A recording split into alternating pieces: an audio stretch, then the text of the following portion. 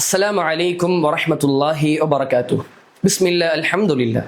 அன்பார்ந்த அருமை சகோதர சகோதரிகளே, இந்த குர்ஆனிய மாதம் என்று அழைக்கப்படக்கூடிய இந்த ரமதானுடைய மாதத்திலே நாம் அதிகமாக குர்ஆனை ஓதுபவர்களாக நாம் இருக்க வேண்டும். ஏனென்றால் ரசூலுல்லாஹி ஸல்லல்லாஹு அலைஹி வஸல்லம் அவர்கள் கூறினார்கள், இக்ரஊ அல் குர்ஆன், நீங்கள் குர்ஆனை ஓதுங்கள், ஃபஇன்னஹு யஅதி யௌமல் கியாமத்தி ஷஃபீஅன் லிஅஸ்ஹாபிஹி.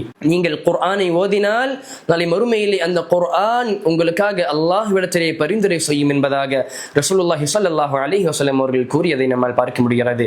ஆதலால் அன்பார்ந்த அருமை சகோதரர்களே, நாளை மறுமையிலே மஹ்ஷரிலே நம்முடைய தாய்மார்கள், நம்முடைய தந்தைமார்கள், நம்முடைய சகோதரர்கள், நம்முடைய சகோதரிகள், நம்முடைய மனைவிமார்கள், நம்முடைய குழந்தைகள், இவர்கள் எல்லாம் நம்மை விட்டு விரண்டோடும் பொழுது இந்த குர்ஆன் நமக்காக அல்லாஹ்விடத்திலே பரிந்துரை செய்யக்கூடியதாக இருந்து கொண்டிருக்கிறது. ஆதலால் இந்த ரமதானுடைய மாதத்திலே அதிகமாக குர்ஆனை ஓதுவோமாக. அல்லாஹ் ரப்புல் ஆலமீன் அருள் புரியட்டும். அஸ்ஸலாமு அலைக்கும் வரஹ்மத்துல்லாஹி வபரகாத்துஹ்.